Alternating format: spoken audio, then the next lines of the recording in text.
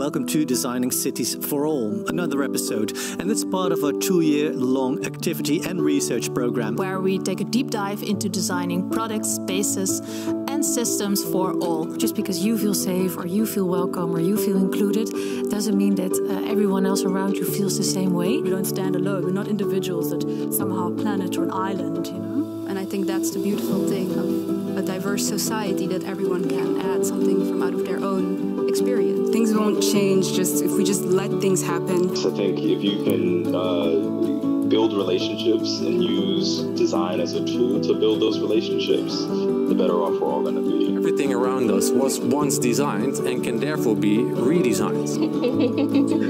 Belonging is a very, very important concept. You can try to take someone's place for a while, but you don't have the lived experience. Let's begin by acknowledging similarity and affinity. Be a person, not your role. I think inclusion is not a choice. Inclusion happens by design or not at all. In order to create truly inclusive public spaces that are accessible to everyone, we have to underline what everyone actually is. Real inclusion, it's got nothing to do with the norm, but it's like something that we create from all different perspectives. You know, so even when we bring everybody at the table, does everybody's voice count the same? Because it's a big question of who tells these stories. You know, the more I explore about other cultures, other religions, is the more ingredients I have to make the architecture and to answer the questions I get from society. Not fitting in was a blessing, or I would have turned out just like you.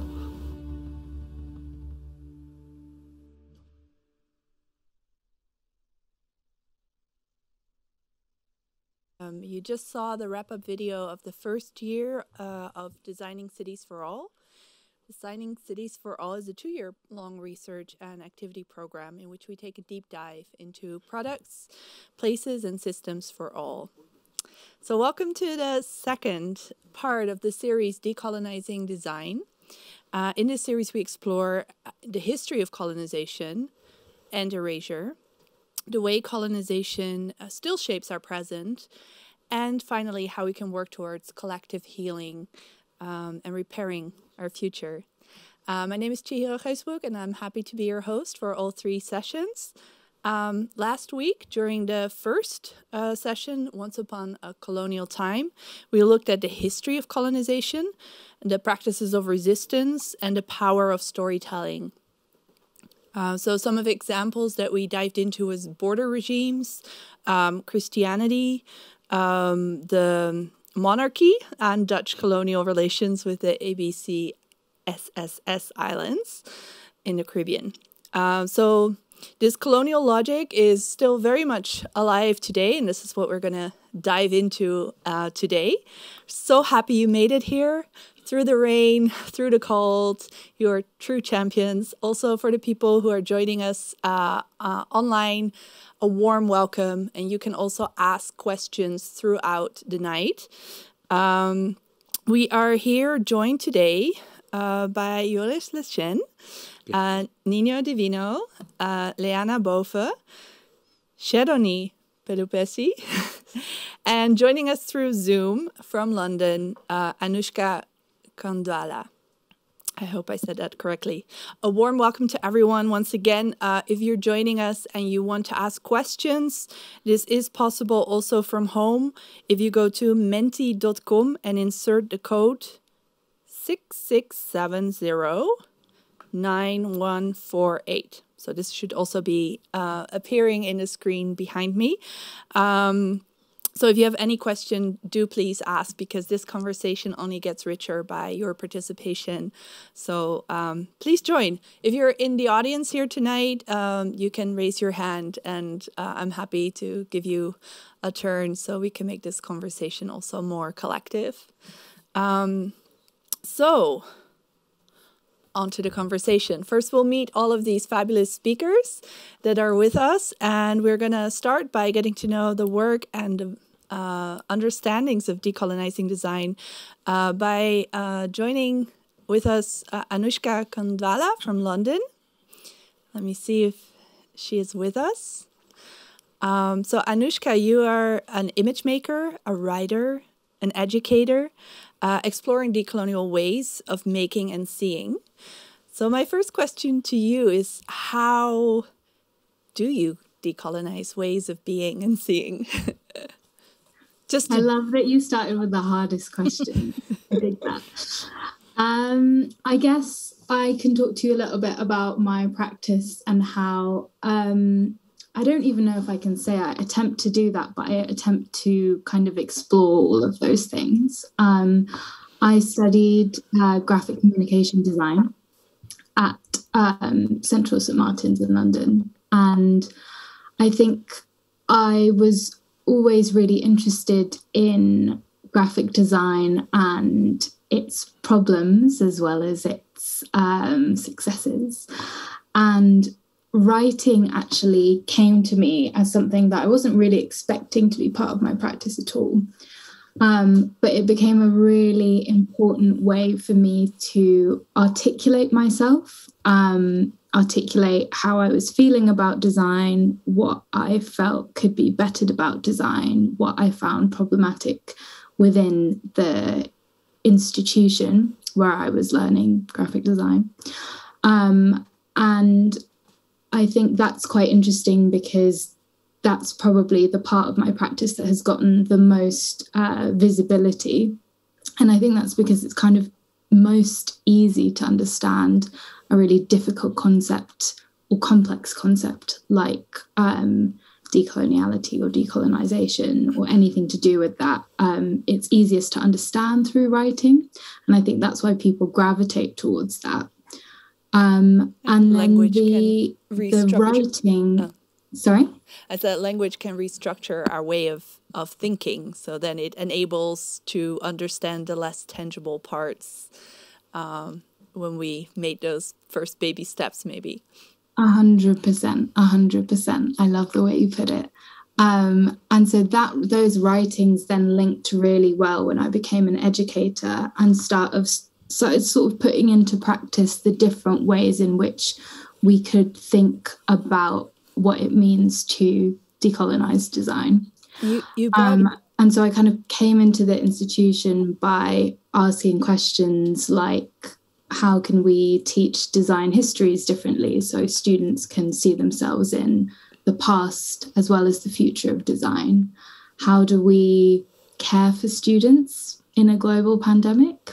Pretty hard question. How do we support students who don't fit within the heteronormative white supremacist system of the university? How do we teach design in a way where students can be really critical of the systems of power that have informed and dominated design, but they can also make a living in a world that is designed to benefit a very small number of people?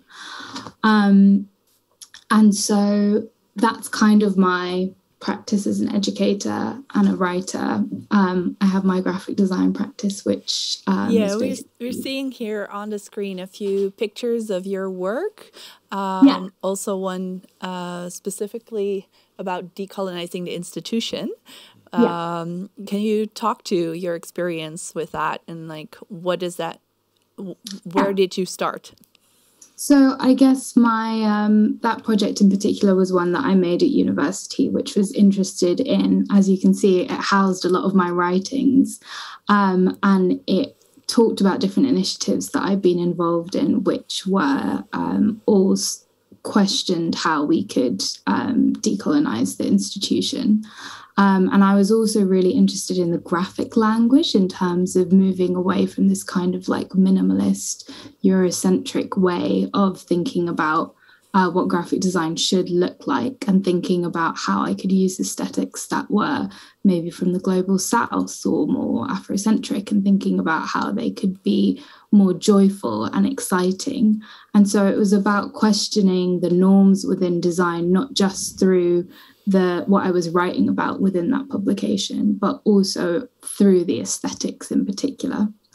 And that's kind of what my design and image making practice and my artistic practice is about questioning why these particular aesthetics have become the norm and thinking about what it means to think and see outside of them and make outside of them, which is kind of why I call my practice more image making rather than design. I was going to wonder if you could pinpoint a few things. Like, I read one of your articles in which you also gave an example of Simba Nkube. I'm not sure if I pronounced that correctly, but the way he challenged also this linearity in Western orientation of design and how that displaces the circular design. Are there other examples that you could name to kind of help us see the coloniality that exists in design today?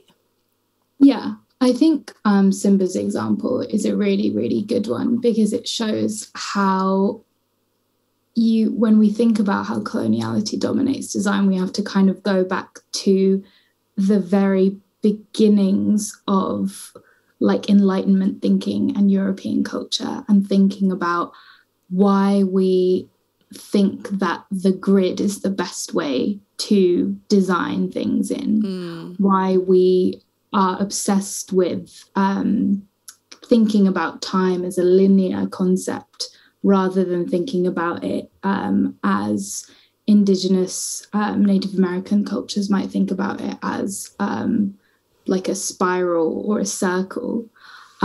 Even within Hindu culture, the idea that time moves in a circle, we're born and then we're reincarnated. There are so many different cultures like outside of the European dominant culture that think about all of these different concepts in ways that are completely different. But for some reason, we never seem to see those infiltrate how we think about design, which is about how we construct things. Yes. And so we only have around a little time for the introduction, but I want to ask you one more question, which is more about also your own personal positionality. You've talked about yourself as a brown, queer, female body in an institution like education. And I was wondering if you could tell us a bit more about how you also take that forward in your work, in your decolonizing work, this specific social experience. I think the thing to acknowledge in terms of like understanding our identity and experiences as humans is that I think it's important to acknowledge that everyone's experiences of life and their identity and how those are linked inform how they think about the world and inform the work that they make and inform how they move through the world. So I feel like my identity affects my work just as much as someone who is straight and male and white, for example. But we just don't acknowledge that both of our identities are affecting our work, because his might be more invisibilized than mine. Because I'm a minority, I'm seen as much more visible, and that's why I stick out within the institution, because I'm something that's outside of the norm.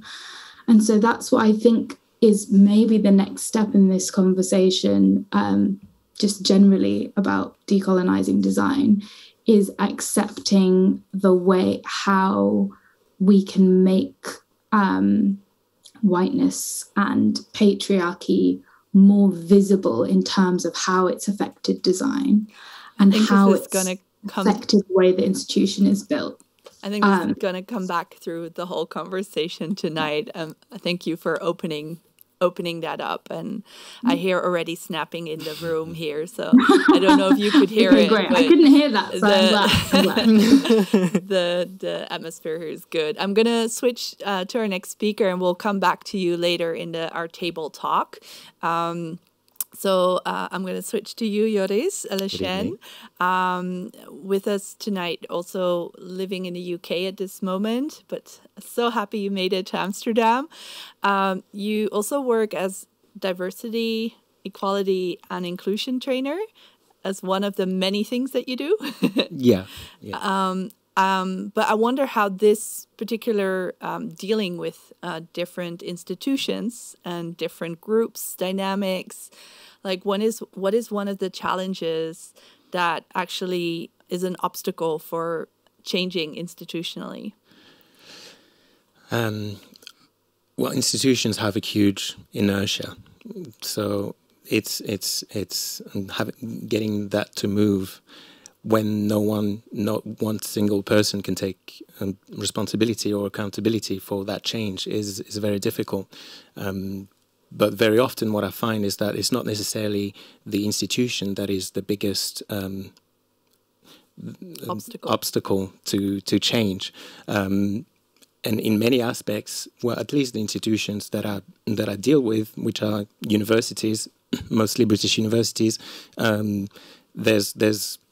there's a will to change, and there's this understanding that the change should be coming from those circles, from universities. But then how do you deal with that inertia, and who do you go to get things to move? That's a whole different story. Yeah. And so one of the many things that you do is also make videos for social media platforms, kind of influencing the sphere in another way. I wonder, like, how do you use that power of social media? Also take into consideration that these social media platforms are also run by algorithms and the rich white man that also censor certain decolonial activists in their work. So how do you use the best of that power, or how do you navigate that power? It's all about making choices and compromises, it being strategic, and I don't always have the answer, because I sometimes can also...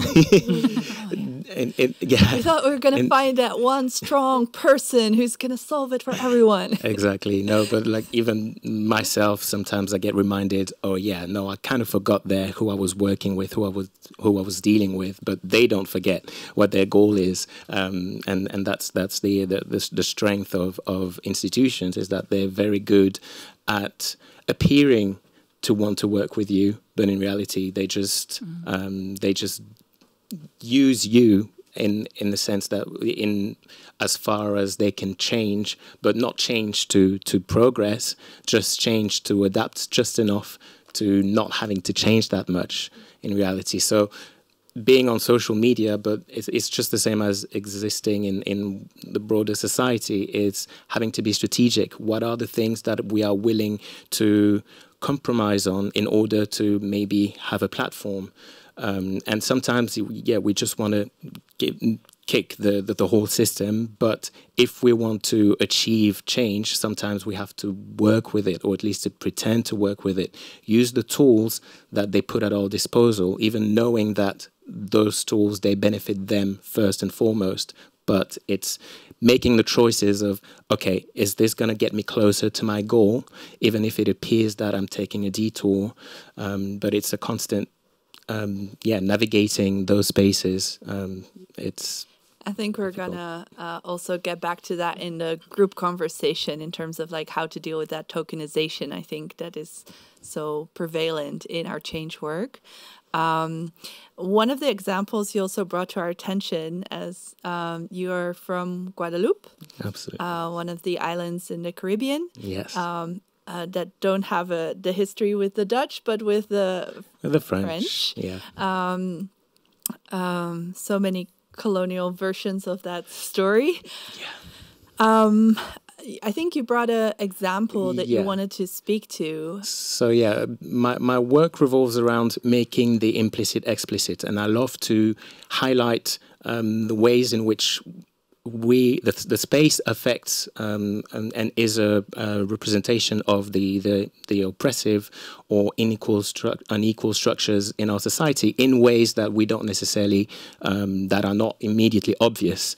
So here we have the example. Guadeloupe is administratively a part of France, and in France the law is that there is no such thing as private beaches. So all beaches are public domain, and there has to be a stripe of land along the coast for people to be able to roam free. It's public, right? However, if you go to Guadeloupe, you realize that there are still ways in which the local people, which are black, are being excluded in many subtle ways from those spaces, from the beaches, from the places that the hotels try to reserve to their clientele, which happens to be white, of course, in majority. So here we have the example of this hotel.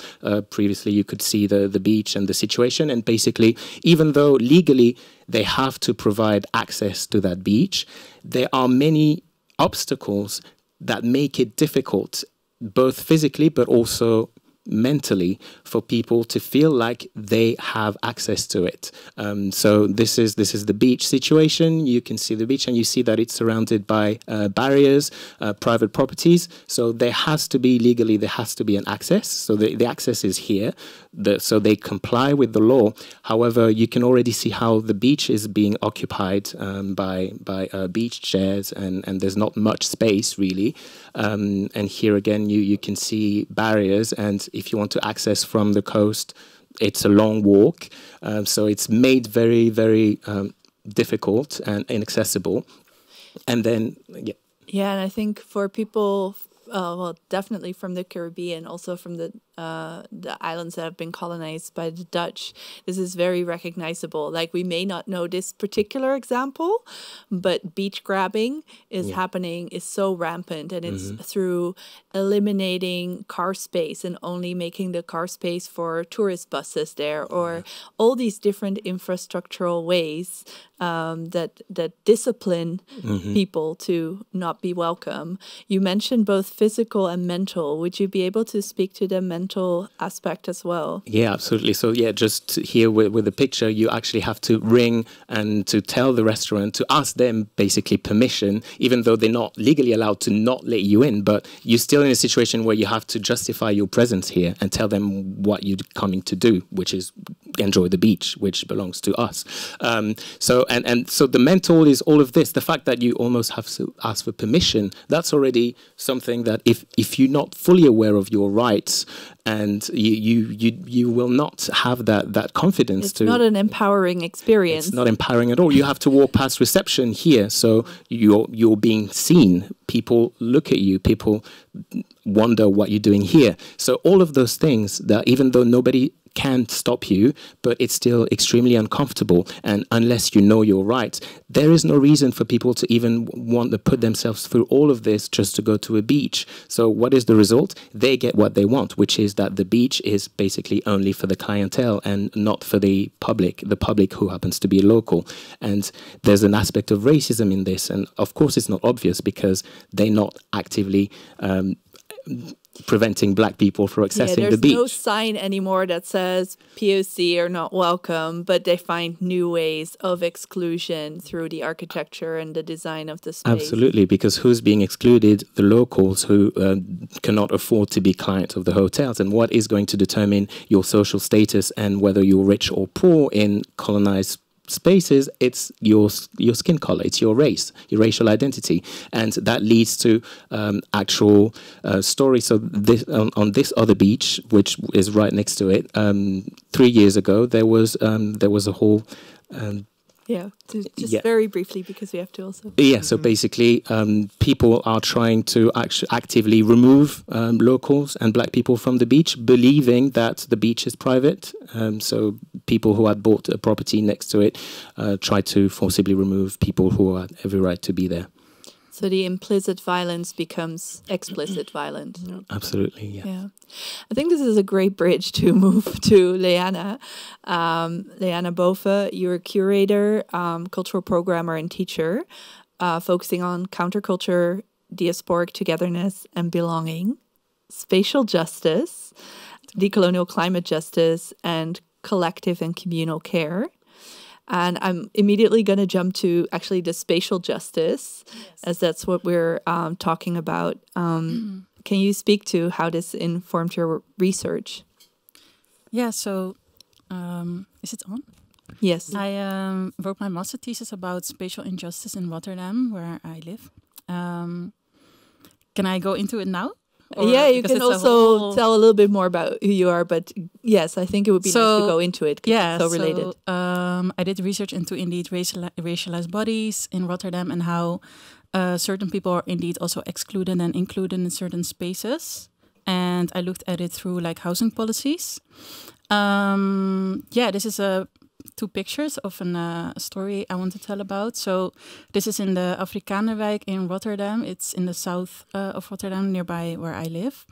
And Rotterdam has implemented the spreading policy twice, in 1972 and in 1979. And what you see here is that... And just can you talk to what does a spreading policy mean? Yes, so there was this whole post-colonial society, of course, and lots of people from Suriname came to the Netherlands after the independence. And actually it was this whole idea that there are too many migrants coming to the Netherlands, and in this case to Rotterdam. And here it was the case that... it wasn't the case, it was the perception of white Dutch people. Exactly. Or policymakers. Yeah. So here it was that you had like pensions where people were living, and a white native Dutch woman was like put out of her house by a Turkish owner of the pension because she was not paying her rent. And then it kind of escalated, and there were like riots because native Dutch people were like, we're kind of being discriminated against because there are more there's more housing available now for people with a migrant background or guest workers, especially in this area. So there were like riots for 8 days, and 82 people were arrested. And then on the right picture, you see how people threw in stones at like Turkish pensions. And after this, it was decided to have this policy to not have more than 5% of people with a migrant background living in Afrikanerwijk, because that was also the percentage in the rest of Rotterdam when it came to the people with a migrant background. It's ironic to have a 95% white population in Afrikanerwijk. Yes, it's also indeed with the street names. It's a whole story. Yeah. So then how does this tie into spatial segregation today in Rotterdam and maybe the Rotterdam Wet? Yes. So there was also, after a year, the law got kind of ended again after like lots of protests from like minority rights organizations. But in 1979, they implemented one again. And then it was with 16%, and that was also ended after a year, after also protests. And indeed, you see this line. Also in 2003, there was this statement by this right-wing party in Rotterdam that said, like, we want to stop people with a migrant background coming to this specific area in Rotterdam because it's bringing the quality of the area kind of to zero. Indeed, that was in 2003, and then in 2006, the Rotterdam Wet was implemented, which means that lots of people were able to be refused from certain areas, like people without income, basically, or who did not have a student loan or pension. So it normalizes in the law, because that means law, that there can be segregation in a housing situation in one of the cities that is most, not only most diverse in terms of its constitution of citizens, but also its major source of income has been the port, where all sorts of unfair trade gets shipped in and out. Yes. So they want some of the goods, but they don't want the people. Exactly, yeah. Even with the guest workers, like a lot of them were brought to indeed work in the port, but then they were really discriminated against, Oh, we could talk about this for a long time, but I also want to touch quickly on your work on collective care and togetherness, because that's not a minor thing either. You've made an exhibition around that, or you curated it, and I wonder what your ideas are when it comes to decolonizing care practices, because that's also, a design. You know, our care is designed in a way that is not necessarily decolonial. Yes. So I wonder what your thoughts are. Yeah, so this was in 2020 during the start of the pandemic, basically. So I kind of first had another concept, but then I kind of switched it because I felt really an urgency. What I was really interested in bringing artists and artistic practices together that really focus on this kind of lack of structural funding or infrastructures that kind of help people, basically, or to have these care practices implemented in certain ways. and I think we can all remember it, but it was very clear to me also, like lack of, like if people were living in isolation, for example, like how to get them food or mental support, like all these things. And I kind of worked with different artists that all brought their own perspective. So for it's example, also queer or in the middle of Black Lives Matter protests. Exactly. Yeah, I think it was also informed by some of the experiences there. I've been there, so maybe I'm prejudiced. yeah. No, it was kind of a whole shitstorm, but it really showed how, you know, this ongoing failure of capitalism and racism, etc., how it was like it was very in our face. And I really wanted to work with artists that kind of also thought like addressing the pain and the grievances, but also like how to create togetherness and then kind of heal through that. And I see also there the images. So what I was also thinking about then was like how to use this exhibition space as a kind of way to meet up inside it, because it was not allowed then to meet kind of outside and to have like talks, but that was a bit difficult in the end to manage. But I was also thinking indeed how we kind of have a lack of public spaces or these spaces where we can come together to discuss. Spaces. Yeah. And I was thinking this morning of some also mixed Indigenous Surinamese and Dutch. And this is like where my family lives in Suriname, the Wayana tribe. So this is like Tuki Shipan, it's called. And it's also like a building where you come together to discuss and have decision-making processes. And so inside at the top you have the Maluana, which is like mean? I don't know actually the literal definition of it, but it's like a wooden disc that's painted and it has like the mythological figures of the tribe kind of on it, and it's also like an art piece. Yeah. So you're literally kind of remembering also parts of your culture as you're gathering togetherness in togetherness. Mm-hmm. Yeah. Thank you. We're going to come back to it later. I'm going to turn to my other side right now to talk to Cheroney. Yes. Cheroney. I don't know why I have such trouble with that. It's so easy. Cheroney Pelupessy, dancer, choreographer, Moluccan, Indonesian, Dutch, the full package. Right. You recently made a piece, Keturunan. Yeah. Can you speak to how did you address cultural heritage, I guess, through colonial memory or decolonial movement? Like, how did you even approach this project of working together? Well, how it started, it came actually from, like, I was missing something and I didn't understand why or what. And then I realized I had many questions about my roots, my history, my family, my ancestors.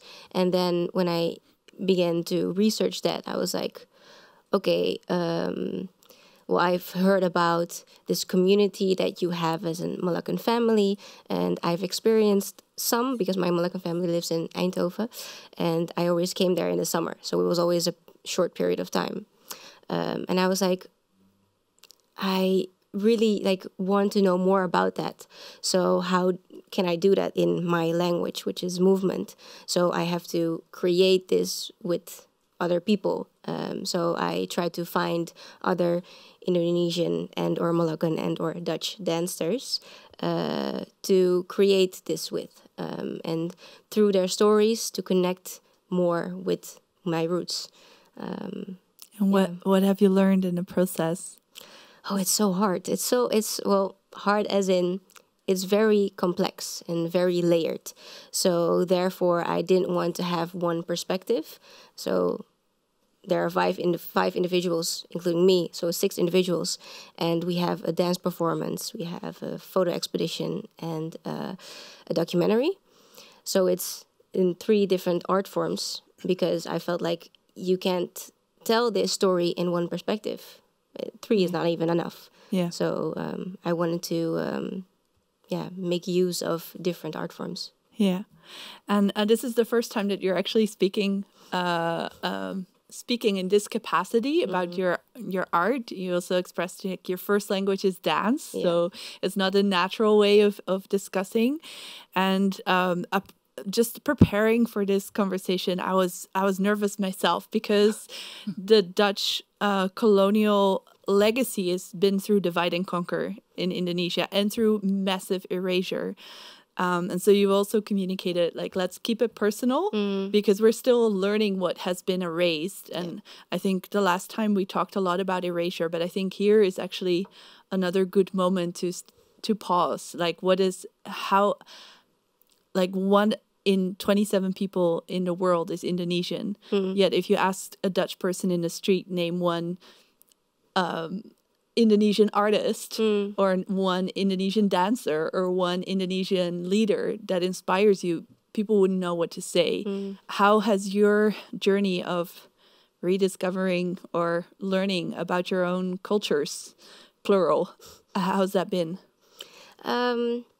Yeah, well, actually, we have a lot of talented Indonesian and Moluccan people. And I'm not surprised. Yeah. And yeah, also with the dancers, I held an audition because I didn't know who would come. And then there were actually like 30 dancers. And I was like, whoa, there are so many. And it was so nice to all come together. And then, yeah, in the end, I had to choose 5, so it was difficult. But it was very nice to be there all together and knowing that there are so many dancers and there are so many musicians, there are so many writers. Yeah, there is a lot. So then today we're talking about decolonizing design. How do you interface with that question as a dancer? Yeah, actually, it's a research that it's being aware of everything. It's being aware of the history. It's being aware of what it does to you personally and in your families, and to have an open table and to be able to talk about it, because we have learned to not talk about it. So, yeah. That's another colonial wound. Yeah. The socialization to not talk about it, to not be unpleasant or go there. Yeah. So, yeah, I wonder what is, because we talked about not getting too much into the political wounds or the historical wounds, but they are here. Like the topic of today is the colonialism is today. How do you see colonialism is today, either in the Netherlands or in Indonesia, or in your work as a dancer, maybe in institutions where you've learned to dance, or ways of even getting to know other dancers that share your heritage? Well, I'm gonna answer this still personally. For me, I was also still wondering, do I feel decolonization, or do I feel the awareness of it? Or maybe that's the same answer, but I don't know that yet. So for me, it feels like it's a given that I'm here right now and that I didn't grow up in the colonial times. It's a given that I now have the freedom and the resources to do my research. So yeah, it's a given to be aware of that right now and to have a voice and to be able to talk about it and to voice it literally. What I want to say is that now I lost my train of thought. I think of like one way that the colonialism is still with us today is that the Netherlands made Indonesia pay 4.5 billion guilders for the price of freedom, and they still haven't even returned it, let alone paid reparations for colonial theft of so many resources, for genocide, ecocide. So in that way, the colonial presence, it's not in the past, there's just a situation of flag independence. So that's still a process. Do you see that differently, or is that something you'd rather not comment on? No, I definitely see it that way. I mean, it's still in process. That's why, it's been like a topic now more than ever, which is a good thing. But it's definitely, it has to be more talked about. Yeah. And if you look at remedies, like what are things that you would like to see moving forward in terms of structural change in the cultural sector? Well, I have to say, again, personally, with the art project that I've created, I would love to have that more in theaters, so more people can see it and more people can relate and have their, how do you say that, feelings met. And that they feel heard as well, because their voice matter. Yeah. Thank you. So finally, turning once again, with us tonight is NIÑO DIVINO.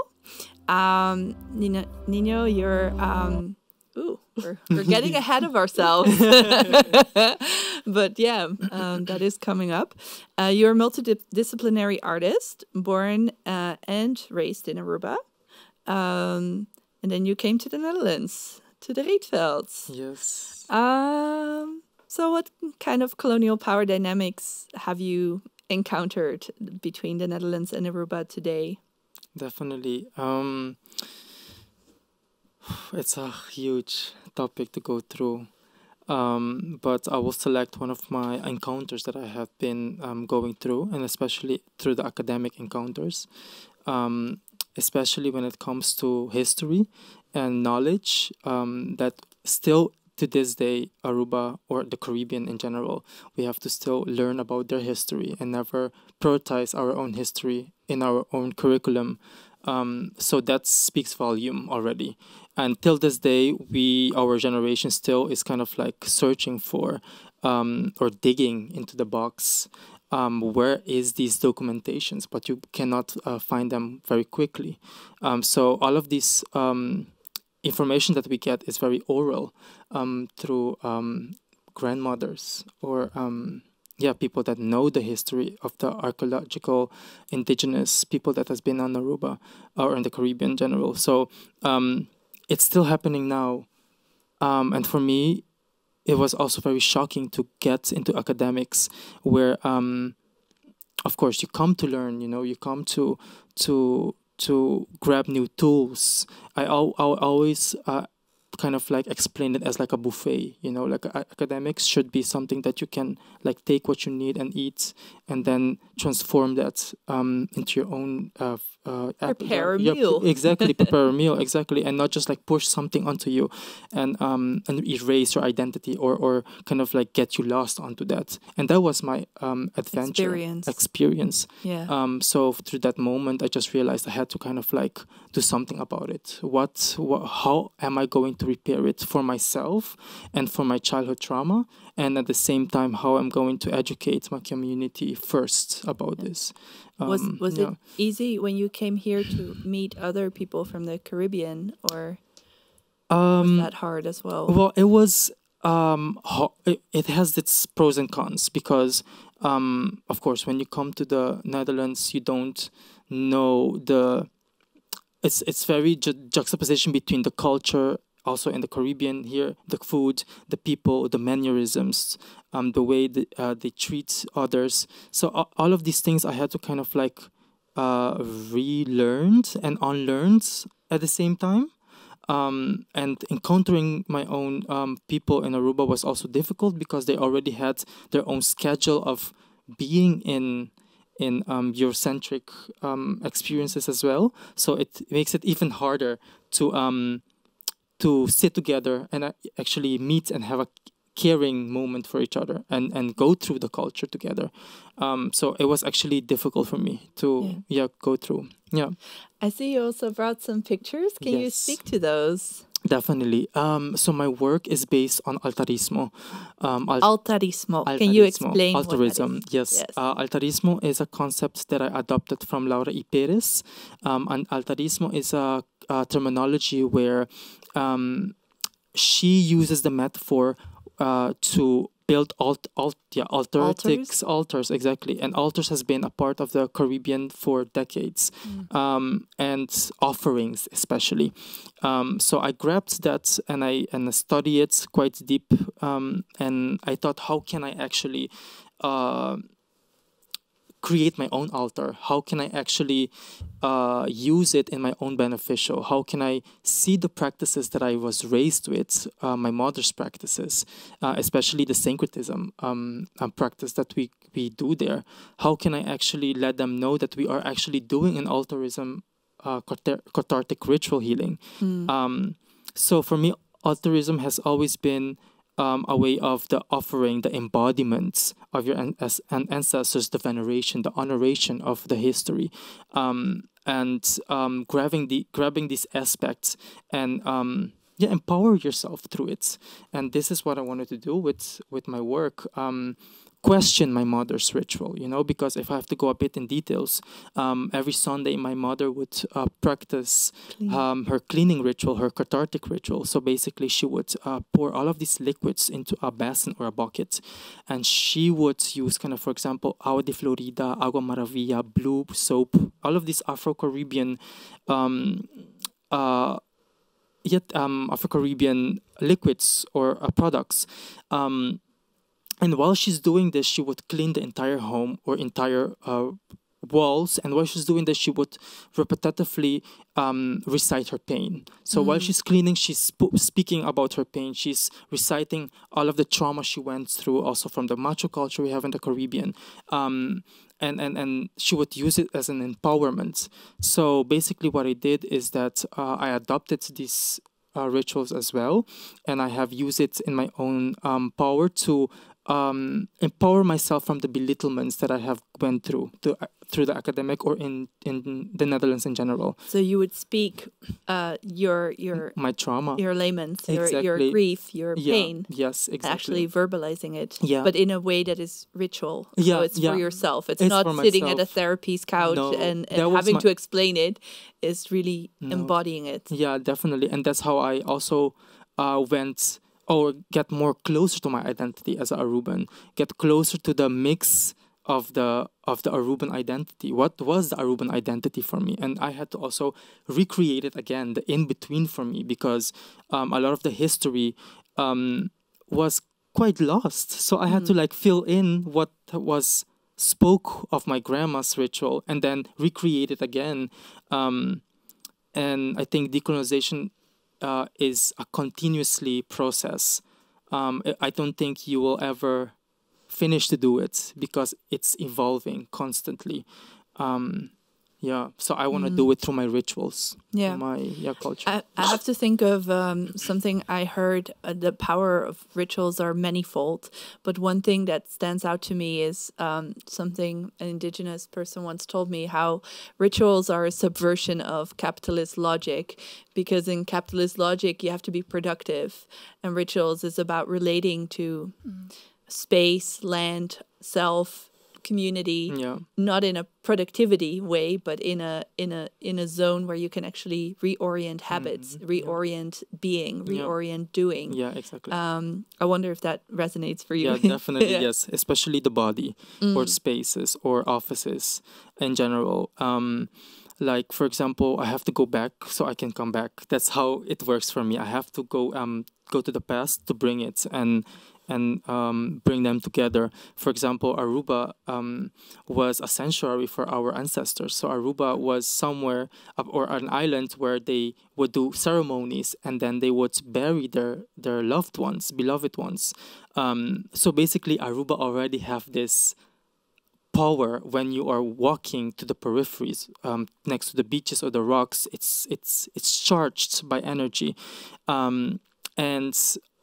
for me, it's also coming with the body, right? Decolonizing the body. And for How do you do that? Yeah, well, I do it through my practice, of course. It's by movements, it's by singing, and all of these Afro-Caribbean practices was like that. It was never sitting in office, or it was always like a ritual. You have these tambors, these native instruments, and you start chanting and you start calling the spirits. You start embodying these these ancestral possessions, and that's how I do it. I do it through my cleaning, I do it through my singing, I do it through my art, I do it through my fashion, especially where I graduated at the fashion department, and I start decolonizing all of these aspects. And especially Aruba, when we talk about, my work is very syncretism. It's the Catholic side.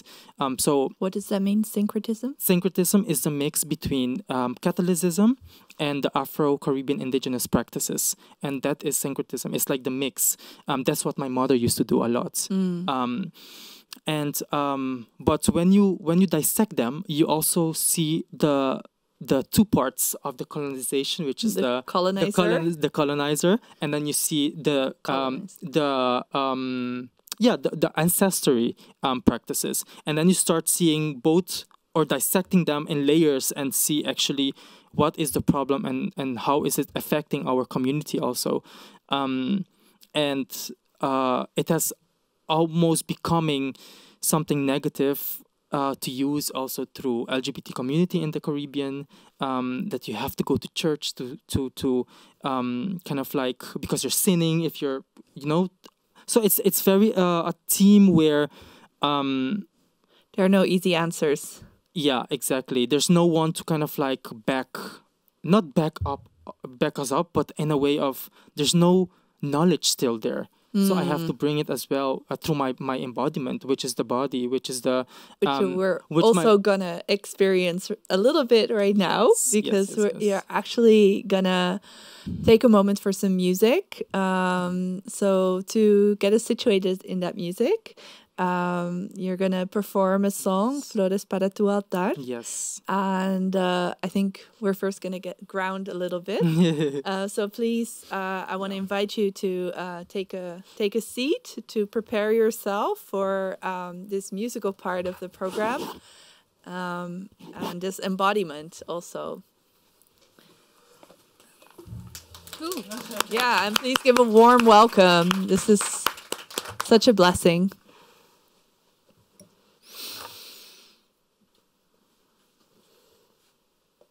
For me, this is like very important, because I connect with my ancestries. I let them in, I let them come into my body, I let them, the women that raised me, come into my body and possess my body.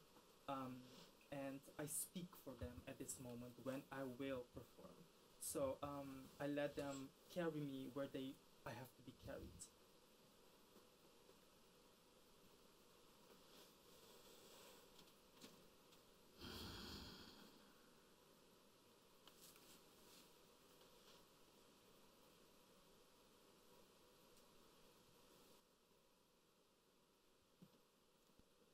Ay, la madre. Flores para tu altar, flores, flores para tu altar. Flores para tu altar, flores, flores para tu altar. Flores para tu altar, flores, flores para tu altar. Flores para tu altar, flores, flores para tu altar. Mira qué tal, mira, mira qué tal. Mira que pesa su cadena y metal. Zapato clava, aquí yo soy la mamá. Con mi motor que ya se cuelga para atrás. Yo te pongo una vela blanca y las claveles que traigo aquí, pa' que quite todo lo mal y las cervezas que eres un éxtasis. Esta no quiere pintar y lo milagro que te he comprado, milagro que te he comprado. Kiko está, Kiko está. Quiere empujar, quiere empujar. Flores para tu altar. Flores, flores para tu altar. Flores para tu altar. Flores, flores para tu altar. Flores para tu altar. Flores, flores para tu altar. Flores para tu altar. Flores, flores para. Flores blancas, flores, flores blancas. Está rodeada de pastechi con su malta. Amén. Ay, mi piel se quema. Quítamelo que ya se pesa. Ay, sáname con tu luz. Mira, ve, mira, mira, mira, ve. Él ya se fue y yo contra la pared. pare, dale. Una vela pa' que se resalta, como brilla la alta en la espalda. La bendita que lleve mi cruz, quita la mala, ilumine mi luz. Yeah, yeah, yeah, yeah. Quita la mala, ilumine mi luz. Yeah, yeah, yeah, yeah. Kiko eta, Kiko eta. Quiere empujar, quiere empujar. Flores para tu altar, flores para tu altar. Flores para tu altar, flores para tu altar. Flores para tu altar, flores para tu altar. Flores para tu altar, flores para tu altar.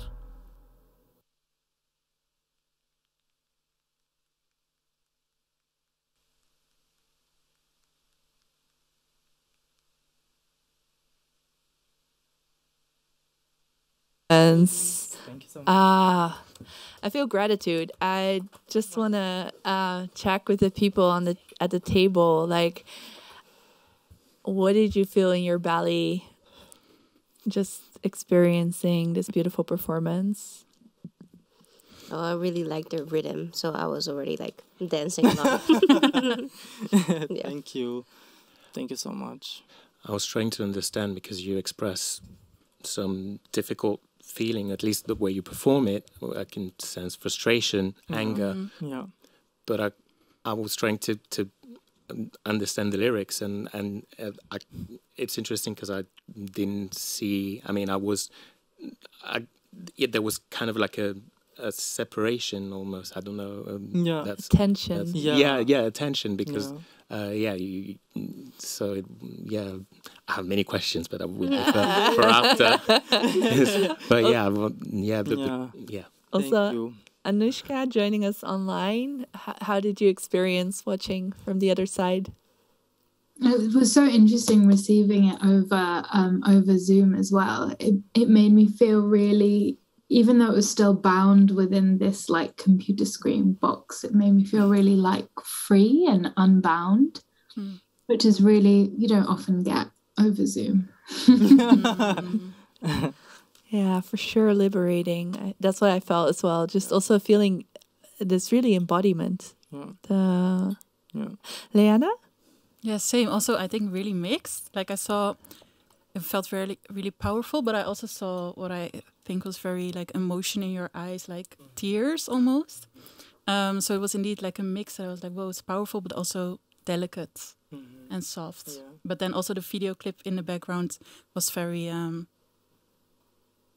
more catchy or something, or strong. So that was also really, it was very. Do you want to say anything about these tensions that have been? No, for sure. Felt? Of course, yes, please. Well, Flores para tu altar is a song of deeply veneration, hunger for veneration, actually.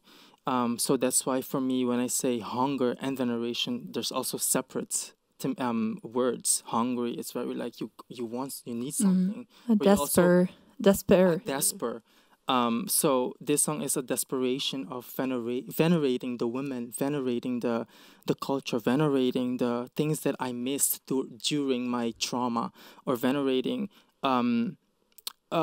just venerating the aspect of having the child being venerated, you know? I want to say the child because this ties into your name, it's Niño Divino, exactly.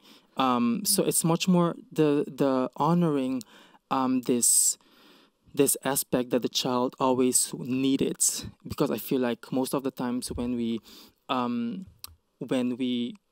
grow up, we lose that sensitivity, the child in ourselves.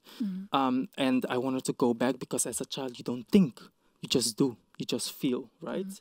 So this is for me also the performance that I wanted to give. You just do what you feel. You allow your body to do it. And that's my way of decolonizing. Allowing that veneration. Allowing that veneration to just pour out whatever it needs to pour out. And no question. And no being... making yourself small. No, but just letting it go, because we forget to let go. We forget to hold your child by its hands again and let the child guide you. We are afraid of that. So I wanted to embody that So yeah. I see you want to say something. Yes. So I'm not going to rush to the next bit. I'm going to let you. Oh, well, thank you. Well, so I have two questions. So is it because it seems like you're fighting something. Is it the disconnection that you're feeling and you're trying to go against that and to reconnect? So is that what the anger was? Okay. Yeah, definitely. Yeah. Yes, because the anger for me has been the trauma of the macho culture. So if you can see also my body movements is very also aggressive. Yeah. And for me, that's the embodiment of the macho traumas that has led me there still, being a victim of them. But for me, it's more important, what do I do with that trauma? And how do I let it go through my performance? And for me, it's like, because I'm queer, and for me, it's almost like appropriating the macho culture through a queer lens. And that's what I wanted to do. I could so dive into that, but I'm going to build a little bit of bridge to other movement because we just skipped your trailer, which we didn't see yet. So let us take a look at the trailer of your beautiful performance and see more dancing. Sure. And movement.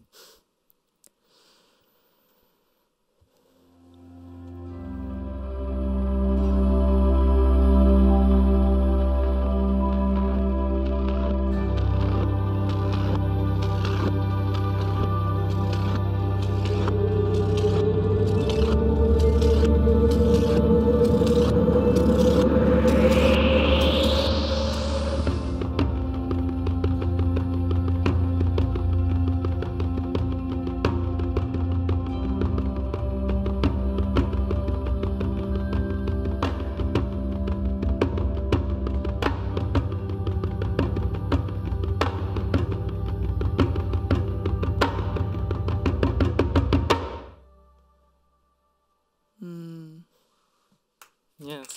Yeah. Wow. I was privileged to hear a little bit about the process before this performance of you going to learn also new dances.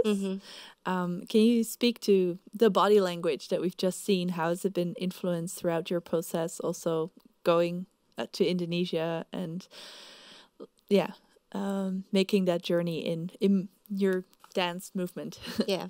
So earlier this year, I went to Bali, and I've been to Bali like many times, vacation, and but then I always saw the dance, and at first it was always like, I don't know how I feel about it or what I think about that.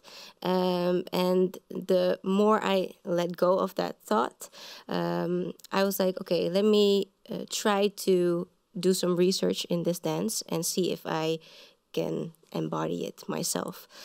So I went there to study the Balinese dance for 3 weeks, and that's actually not that long, but I have to say, it seems it looks very intricate and very detailed, and it's very like opposite of how my body is trained in a Western style. So it's like actually opposite. So it felt unnatural, but at the same time, it felt like coming home. So that was a special experience for me, and that's also what I would like to continue with, to do research in that dance. And I also went for the first time to the Maluku, the Moluccan Islands, and there I witnessed a dance groups that still participate in like traditional dance. So I used the traditional dance from Maluku and Balinese dance as an inspiration in this show. Yeah, I see a common theme also appearing through our conversation, that kind of making use of the mixedness that is us, that colonialism has brought us many different parts that we now somehow have to glue together and give new meaning, because the meaning that has been historically given to it is not enough or is not a way to move forward. Right. But I feel also this mixed culture of not being able to just have one side or the other, but having to mix it, and even that is not good enough. So having to repurpose it and then creating something that is something you can actually recognize yourself in. I got some questions here on the screen. One of the questions was about veneration. What does it mean? So if I understand correctly, it's like this honoring or vereren. And this is something that is also not something that we do in daily life here in this culture. It's like, doe maar normaal, dan doe je al gek genoeg. But like actually honoring each other or yourself. Yes. What an idea. Yes. For me, when I use the word honoring, it's self-care for me. So it's almost we are afraid to say I love you to a stranger. And that's, for me, honoring. Like, honoring for me is, you don't know the person, but you're finding a connection through the person. And you're honoring whatever it may come to you, whatever you channel at that moment. You're honoring that. You're honoring that energy, that, not friction, but that spark of sharing knowledge, sharing identities, sharing. Yeah. That is, for me, the veneration. Is the taking care, the juice. The juice. Yes, I understand. Yeah, but sometimes I feel like I can be obsessive in the veneration, which is beautiful as well, which I let it go and let it be. Yeah. Yeah. I'm going to make that connection now back online because we asked everybody to also kind of take us through an example of how colonization lives in today's spaces, like maybe the architecture of a space or just giving an example. We've heard a few already, but I'm going to turn to Anushka and ask if there's an example you would like to share with us. My example is like encompasses everything that you just said because I chose the British Museum. Laughs in the room. I don't think you can get more colonial than that. I think I won everyone.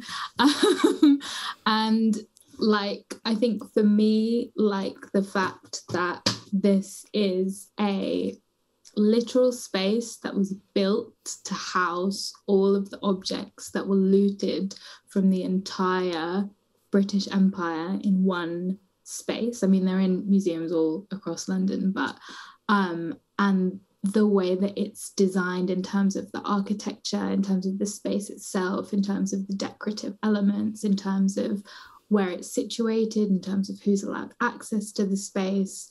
I think it's so interesting as like a study on coloniality. And it's so emblematic of how colonialism doesn't just live on or just inform our present, but is so celebrated in everyday life. And I know that people are, or let's just say parts of the culture are starting to question this more now.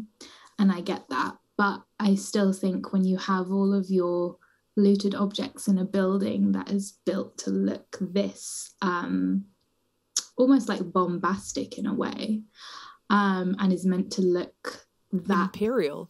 Yeah. Imperial and imposing and dominant.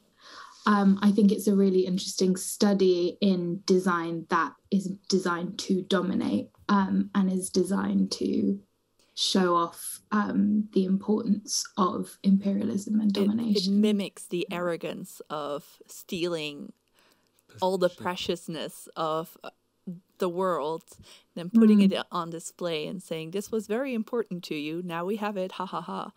And having like zero remorse, or like having that arrogance to present it even to the public as yours. It's not like you're not even hiding it. It's like, yeah, like you say, celebrating. I think this is also something that Joris rings very close to your practice. Well, yeah, and the notion, I would take it even further. And yes, the British Museum is a representation of violent colonialism. But I would even ask, are museums, the notion of a museum in altogether, is it not already a form of violence? Because it's the idea of taking something out of the context and presenting it in a space. It's like caged animals, basically. It's like zoos, and as a society, zoos for art. zoos for art, zoos for artifacts. And as a society, we are already changing our minds about zoos because 40 years ago it was a normal thing, whereas now we're kind of like animals in a cage. And I think that maybe, and I don't know the future, but maybe the same journey of society, we are starting to hopefully question the idea of a museum, because it's not necessarily curiosity. If you're really curious about something, you would want to see it in its full context. You would want to experience it. But this is more about possession. Museum is a sign of is a representation of possession. You own the thing. You can have it. You have it for you in your place, in your city, in your country. So that which brings me back to the example that you gave of the beach and beach grabbing, because isn't tourism like a colonial diplomacy of only going somewhere to consume and not to relate? Like traveling is it's like what we've done for all of human history. We've been nomadic 99% of our history as humans, but turning that travel, turning that curiosity into a only consuming way of consuming an island or consuming places.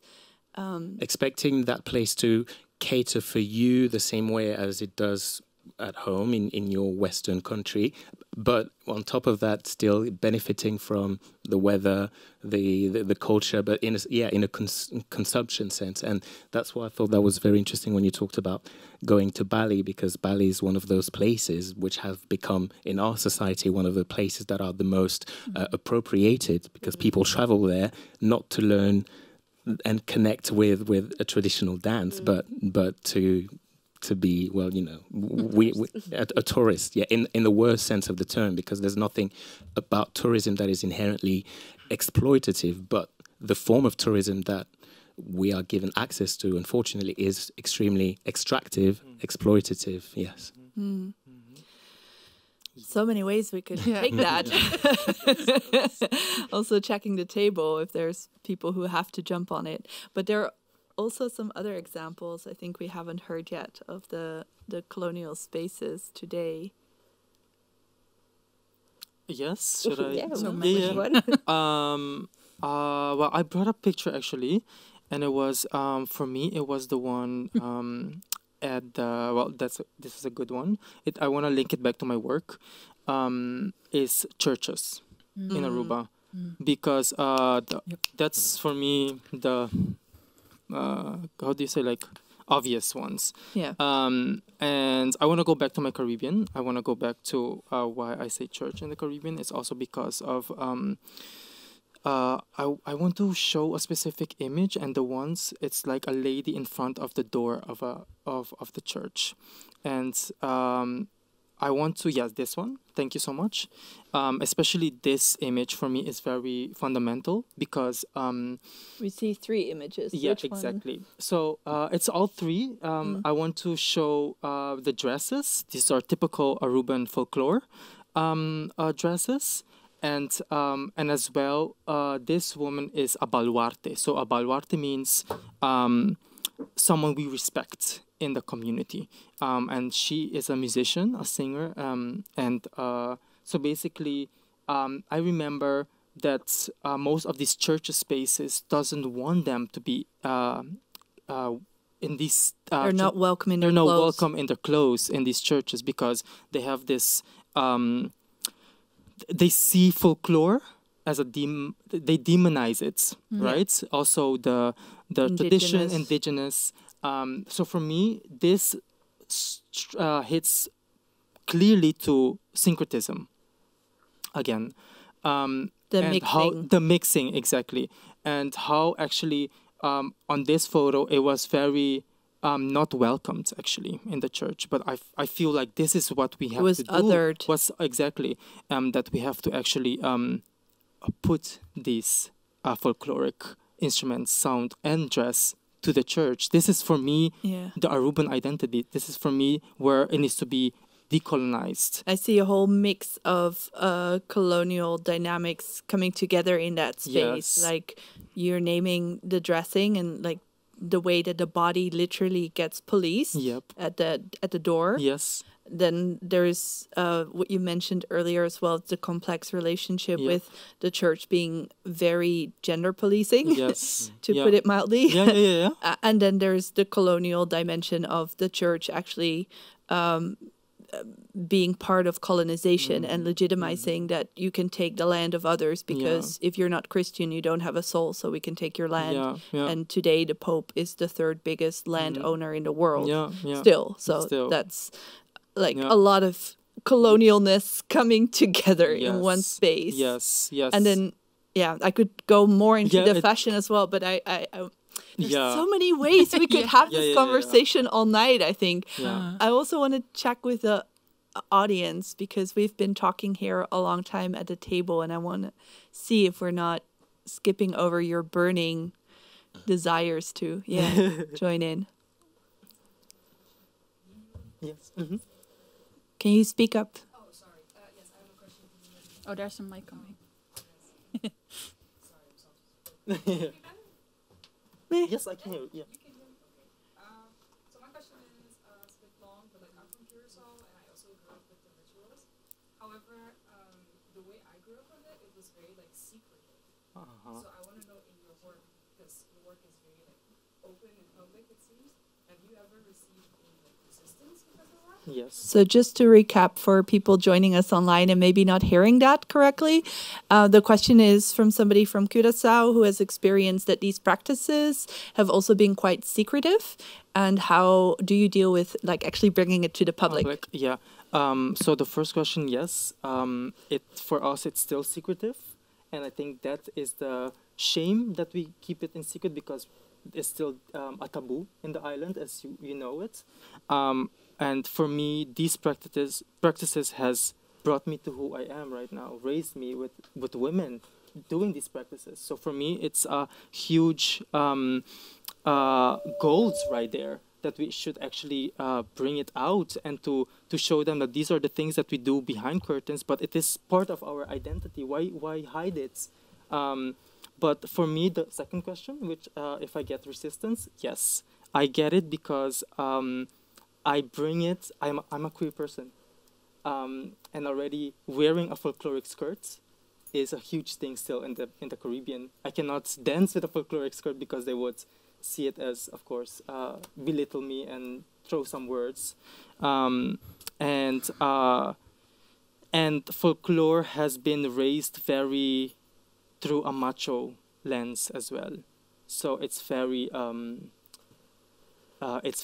hard for youngsters to express themselves however they want to express through the folkloric culture. I'm gonna take it there and build a bridge to another macho at a colonial site. Leana, you also brought to us an example of a fascist politician at a colonial statue. Can you speak to your example? Yes, so what we see here is indeed the statue of Jan Peterson Coon, and it's in Hoorn in the Netherlands. So we can talk a lot about it, but I think, it's really like considered a hero by Dutch society in general, but he's obviously not. You speak to who even is this person? Yes, people who are joining us from abroad. Indeed, he was an officer of the Dutch East in the VOC, and he was the founder of Batavia, and he was long considered a hero, and since the 19th century, it became clear or more awareness that during the stage of the Dutch conquest of the Banda Islands, he kind of was the leader of this kind of massacre that the 15,000 people living on one of the islands, 14,000 of them were like massacred basically, and then around 800 were deported to Batavia. So this was basically a Dutch genocide led by J.P. Coon for nutmeg. Exactly, for indeed these spices, nutmeg. Which they were already getting, but they wanted a monopoly. Yes, exactly. And he's considered a hero. And there's still statues. Yeah, so this one is still standing there. Today. And this was an image of 2020 after the Black Lives Matter movement and the whole statue movement, decolonizing the statues. Yeah, and then he was like, let's all put flowers in front of our like heroes to honor them. And he's like the political party leader of this fascist political party in the Netherlands. And it's very, indeed, like in your face. Like it's very violent to see also this image and like what he tweeted about it, and then how he wanted to start this movement, kind of. Yeah, he tweeted literally like our heroes, and then he tweeted, "This is Netherlands." Yeah, exactly. We should be proud of the nationalist agenda of what he wants, ambitions for the Netherlands to be. Yeah, and what I think is so painful is that indeed he's still like a politician that people vote for a lot, and still the statue is also still here. So did any statue fall in the Netherlands? No, some of them were. This in Hoorn, the statue has been painted over. Yeah, and the people who did that, which was with a paint that you could wash off, but they've been prosecuted like they were terrorists. Yeah. So this is the degree of persecution. Also. It's very strict in the Netherlands, I would say. Like it's really like. Also, one in Rotterdam was done with graffiti, like killer and stuff. And then now they put like cameras, so it's really like you are not really able to even pull down a statue. Yeah.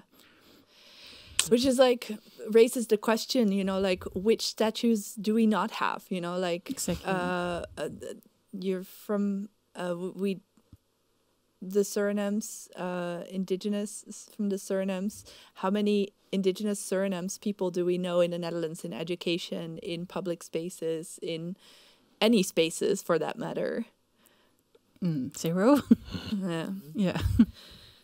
I'm just checking the room if there were any more spaces that we were going to name tonight as colonial architecture of today.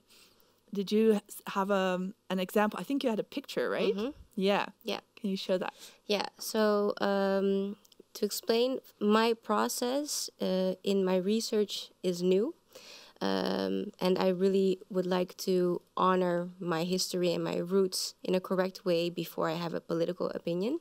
So that's why I picked out something personal. And this is a picture of my mom and myself. And it's a part of the photo exhibition from my art project. And it's created by Yemink, sorry. And I will explain. So Keturunan, translated to descendants, are always a fusion between two individuals, two stories. That is why we chose to combine two pictures, an archived image and a new image. This way, the present and the past are combined into an endless exchange between what was and what is. We asked our dancers to select one picture that represents a meaningful element in their family story. The descriptions vary in topic, but they are still connected with one another. Family, the desire to understand the history, intergenerational trauma, ancestors as examples, and the pride that is felt because of what they had to endure. These are all themes that stories have in common. So that's the information about the photo exhibition. And this is a picture of me and my mom. And so at a young age, my mom came to the Netherlands from Indonesia, and this is where she had to learn to stand on her own 2 feet with all the responsibilities of a young adult woman. And the picture is about the resemblance between a mother and a daughter that forms a reflection of one another. And for me, I see a young woman that is incredibly strong despite all of the sorrow that she has to go through and what was yet to go through. The example for survival. And I admire that she, especially towards others, moves through lives with so much love and power, that she has not given up because of all the trauma and pain, but that she has managed to raise her family in a way so that we can have a better life, one where we can make our own choices and walk our own path. So I am very proud that I was raised by her and that I may grow into the person that I am today. Beautiful. Wow. Yeah. I hear veneration. Yeah. Me too. The honoring of our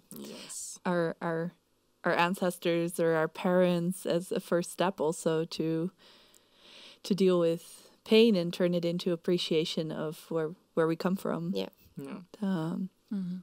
Thank you. I think we all felt that. Yeah. Joris, you also brought another example Would you like to speak to it? Yeah, and there are many bridges with your example, I think, Niño, and it's a journey of decolonizing and then something that is being recolonized now, and that is Carnival, and more specifically Carnival in the Caribbean, but also a Carnival for Black people, because Carnival from a European, as a European Catholic start or Christian start, it started as the only time where it was tolerated to go against the church, and so that remained like that in Europe for a while, but then it took a particular significance in the Caribbean or in all post-slavery Christian societies, because then, because that was the only time that they were allowed to go against the church, that also meant that was the only time they were allowed to go against the colonizer, the slave owners. So that became, for especially Black Indigenous cultures, the only time of the year where they could reconnect with a culture, where they were allowed to express a culture that was not the European colonizer one.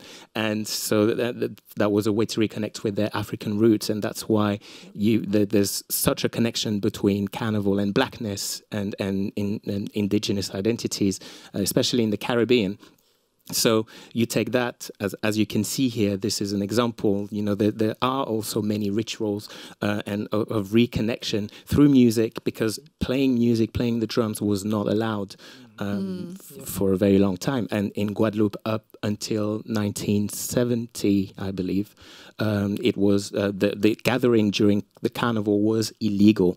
And here you have another aspect that's specific to Guadeloupe, and those are the whips. So it's a reappropriation of a pain and a history, that opening the bands that play drums during Carnival. You have those usually young people who whip the roads, and it's meant to be scary. It's meant to incite fear, and also to make room for the band, for the drums. So there's a huge connection with Blackness, with Africanity.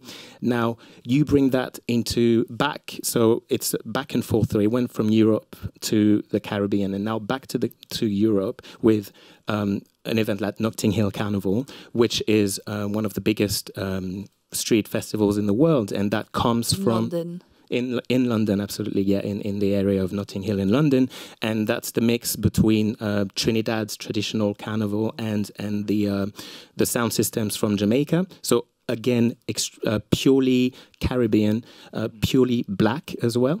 But now we see that like this year there was a band of white Christians who needed to occupy Carnival to proselytize and to preach, and so they're on stilts, which stilts is something that is in the Caribbean, and especially in Trinidad, Mokojambis, it's a connection with Africanity. So the significance of having white people preaching and going against Carnival in a space of Carnival.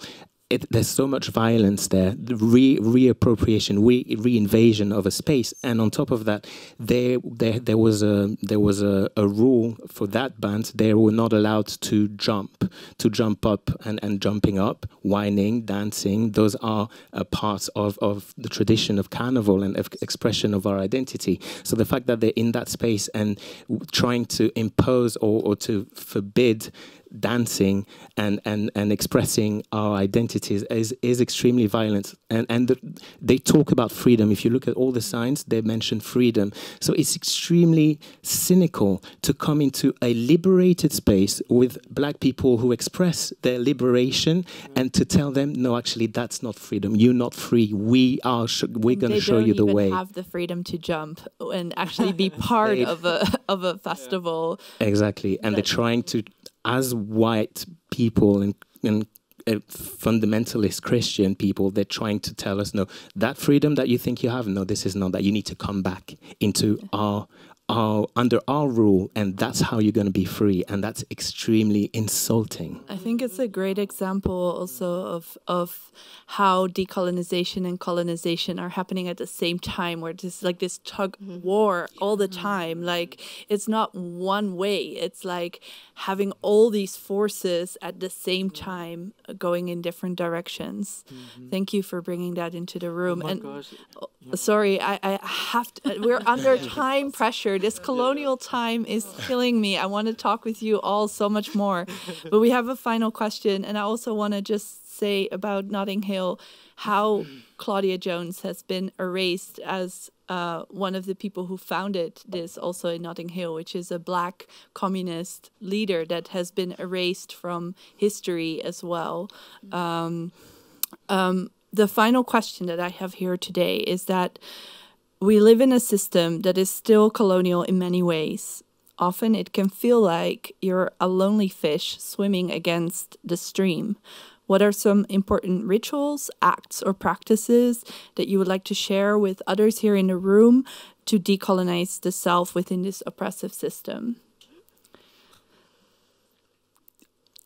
I will go first, please. Jump. I might have to cut you short because we're pressed for time. I will go with cleaning. That's for sure. Cleaning is a fundamental one.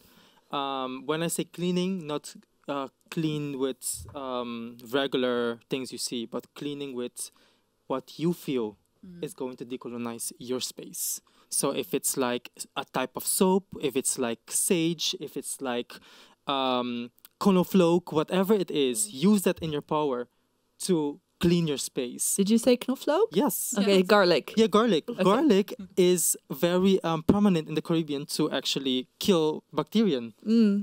So actually, don't underestimate knoflook. No, it's a natural antibiotic. No, yes, yeah, for sure. So I would definitely say cleaning, and one other thing is to breathe. For me, that's the most fundamental one, the breathing technique, especially because I feel like we forget to breathe. We forget to breathe, and we forget to feel the veins. We forget to feel the heart. And when we start feeling the heart, we panic. So that means you haven't been in touch with your body.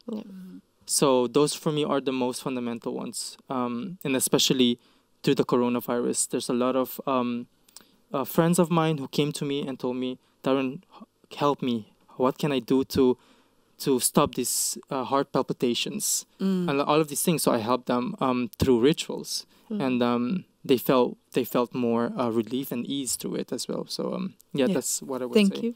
Thank you. I think mine can really add to yours, because for me it's also breathing, but also being aware and take a moment of being thankful. Thankful for being here and why we are here. So yes, thank you.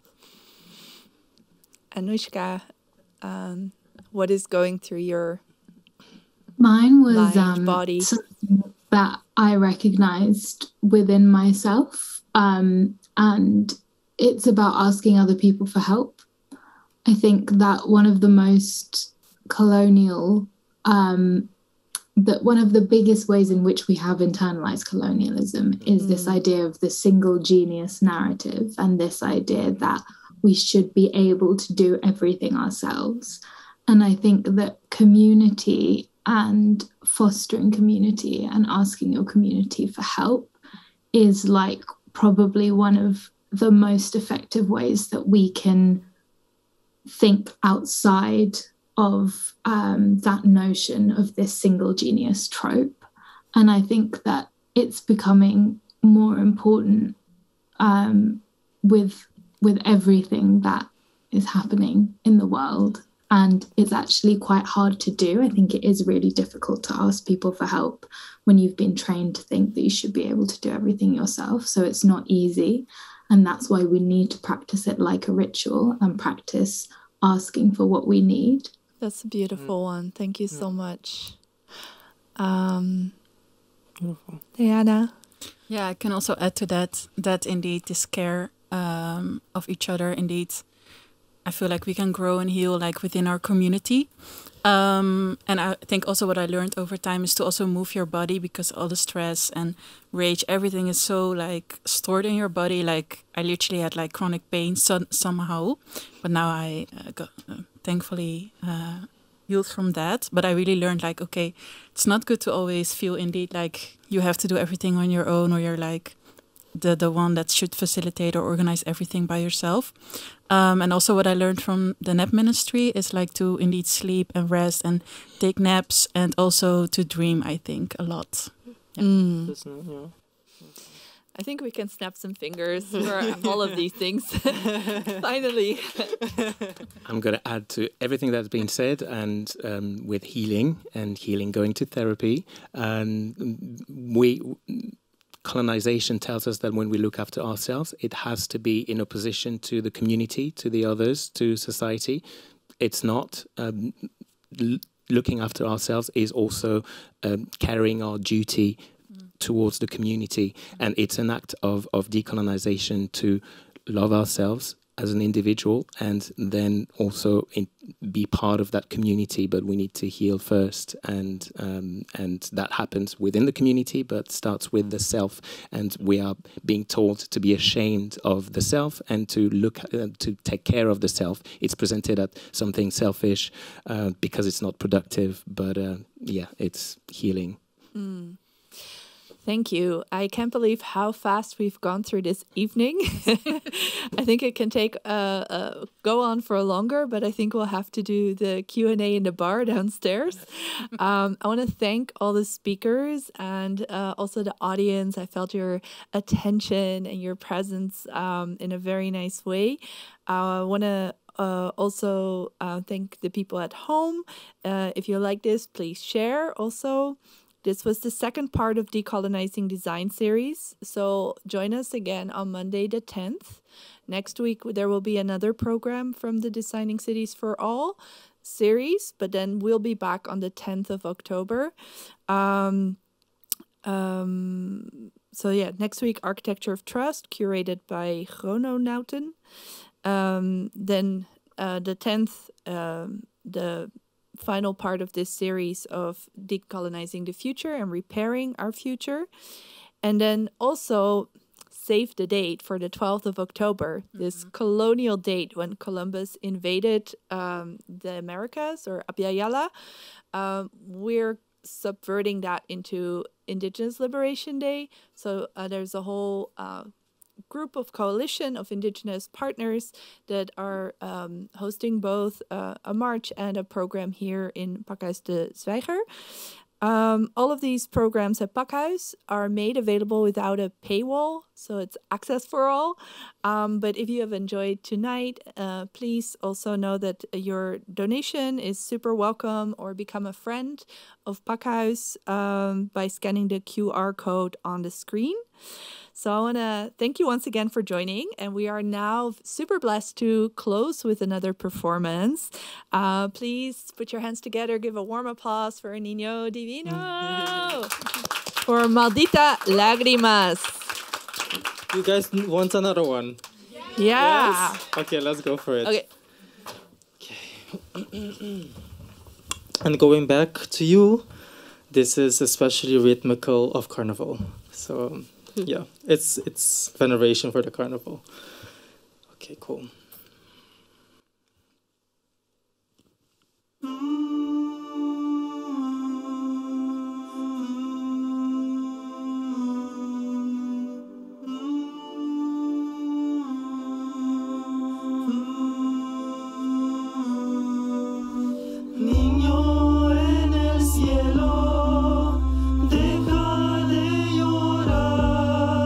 La lluvia está sufriendo.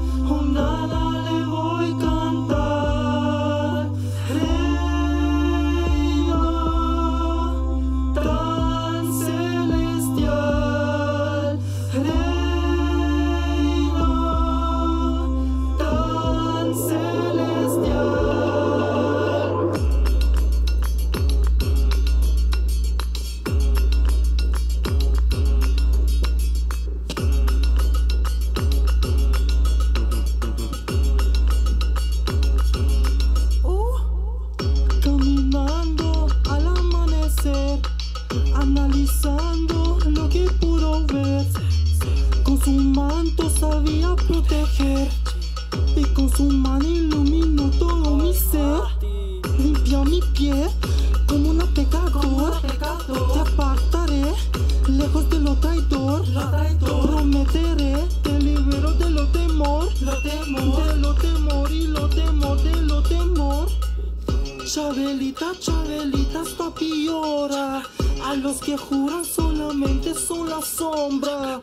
Chabeli, Chabeli, Chabeli, Chabeli. Mi pana Eddie, te espero aquí. Te enseño aquí con mi team. El buraco manera yo team. Machete aquí, te corto allá. A quien no quiere escuchar, lo cortamos como lo vango. A quien no quiere escuchar, lo cortamos como lo vango.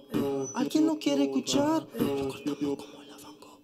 Si no hay sangre, no hay lluvia. Lo que es carne reencarna, mano de combate, se echa pa'lante, tira la semilla pa' que explotan las granadas. Mi pana Eddie, porque dalmi, espero aquí con mi mati, te enseño aquí con mi team, el buraco manera yo team. Machete aquí, machete allá, como la lata maní. Machete aquí, te corto allá, leche di pinda mitad. Limpia mi pie, como una pecadora. Te apartaré, lejos de lo traidor. Prometeré, te libero de lo temor. De lo temor y lo temor de lo temor. Chabelita, Chabelita, stop y llora. A los que juran solamente son la sombra.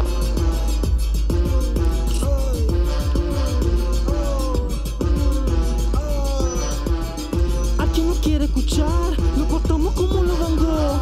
A quien no quiere escuchar, lo cortamos como lo vango.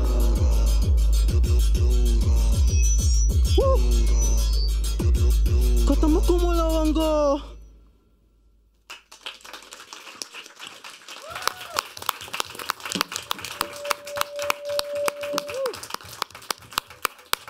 Bravo, Niño Divino. I think we could unpack that also. I wish we had more time. Well, thank you. That is subtle.